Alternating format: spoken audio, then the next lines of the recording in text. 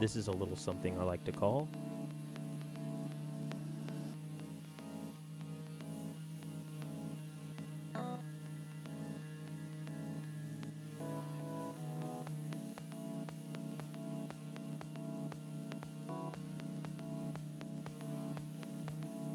I'm trying to not make this car a complete hack job, and I was just about to fail.